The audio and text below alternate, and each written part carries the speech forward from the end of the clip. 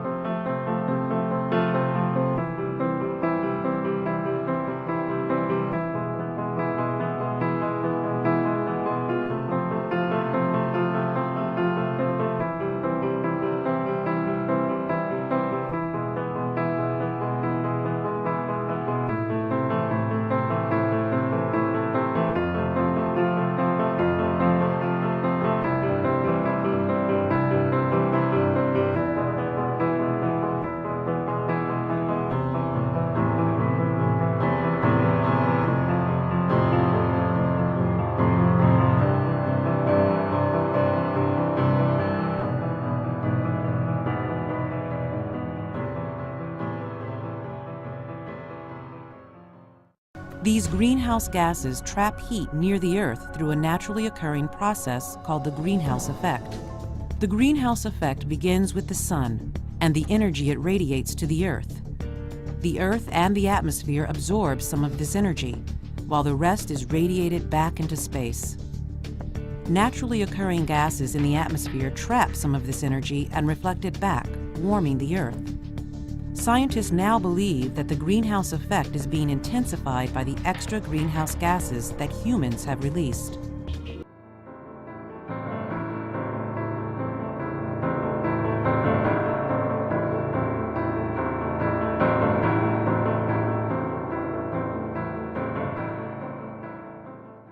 One degree additional warming to today, we're likely to see the emergence of new deserts in the western half of the United States, from Texas in the south right up to the Canadian border, is in danger of becoming new hyper-arid areas where really no crops can be grown at all. The Earth's average temperature has always fluctuated, and a variable climate isn't unusual. It's the pace of climate change today that's unprecedented. If you had asked us 10 or 20 years ago, what would be the impact of 1 or 2 degrees additional warming, we would say, well, probably we can live with that. NASA climate scientist James Hansen was one of the first to sound the alarm about global warming. The threat has only escalated as he's struggled to be heard. What we realize now is that we're getting so close to tipping points that we're going to have to stabilize atmospheric CO2. Studying climates in the past has given Hansen a window onto the dangers posed by global warming. In the last million years, it's never been more than 1 degree Celsius warmer than it is now. What we are doing now with the human-made greenhouse gases is an order of magnitude larger, and it's being introduced very rapidly.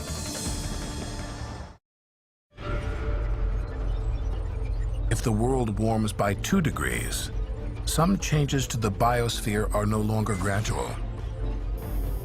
Greenland's glaciers are disappearing. So much ice has melted, polar bears struggle to survive. Insects migrate in strange new directions. As a temperate climate moves north in the U.S., pine beetles kill off the white bark forests, a grizzly bear's key source of food in the fall. New forests take root in Canada's melting tundra. The Pacific islands of Tuvalu are lost beneath the rising tides of global warming.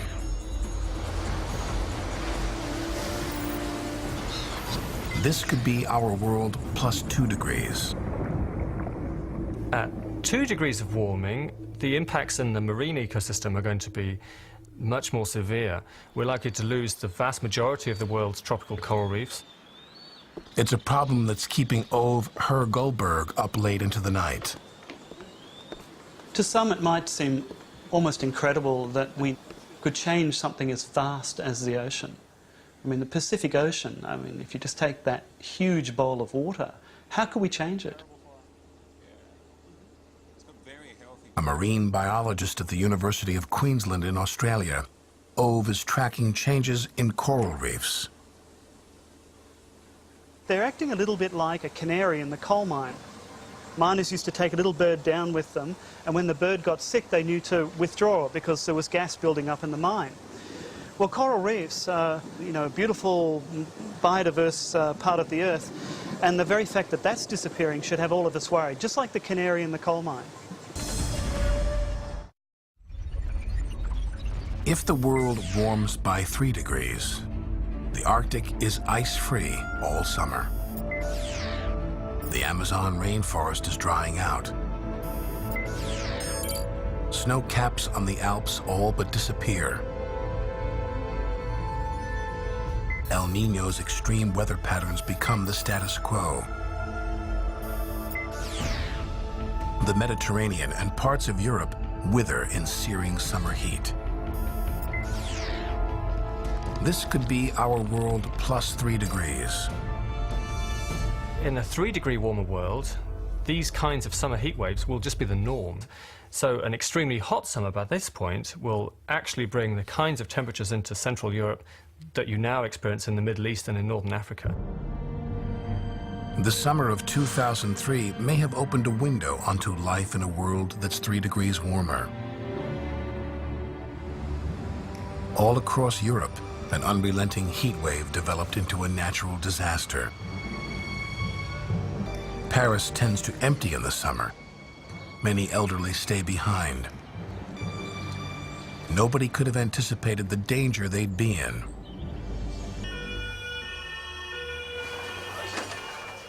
Emergency room doctors were the first to realize something was terribly wrong.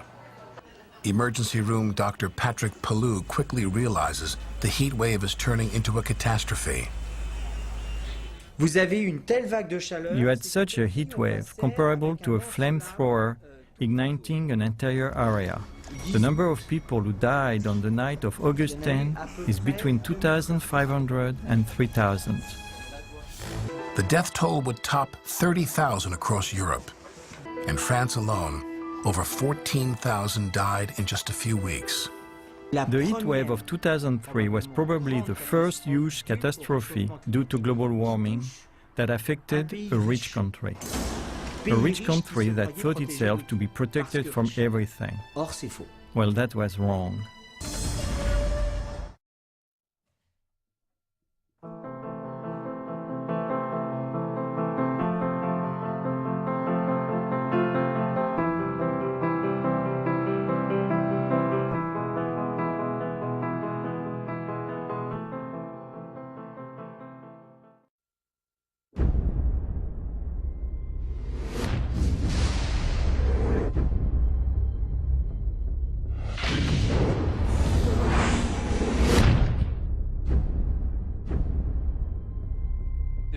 At the 10 hottest years ever measured, they've all occurred in the last 14 years. And the hottest of all was 2005. The scientific consensus is that we are causing global warming. I am Al Gore. I used to be the next president of the United States of America. This is Patagonia, 75 years ago, and the same glacier today. This is Mount Kilimanjaro, 30 years ago, and last year. Within the decade, there will be no more snows of Kilimanjaro. This is really not a political issue so much as a moral issue. Temperature increases are taking place all over the world, and that's causing stronger storms. This is the biggest crisis in the history of this country. Early this morning, Hurricane Katrina slammed into New Orleans.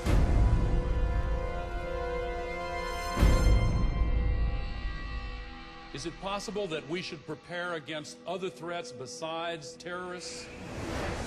From Paramount Classics comes a film that has shocked audiences everywhere they've seen it. The Arctic is experiencing faster melting. If this were to go, sea level worldwide would go up 20 feet. This is what would happen in Florida. Around Shanghai, home to 40 million people. The area around Calcutta, 60 million. Here's Manhattan. The World Trade Center Memorial would be underwater. Think of the impact of a couple 100,000 refugees, and then imagine 100 million. We have to act together to solve this global crisis.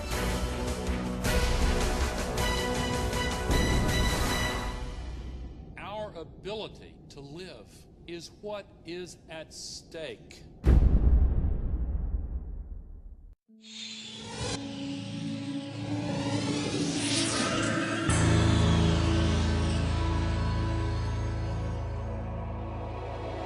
So now you know what I know that is moving me to sound this alarm. Clearly, I haven't got this message across. The science is clear. I need your help to communicate the gravity and the urgency of this situation and its solutions more effectively. We owe it to our children and grandchildren. Thank you.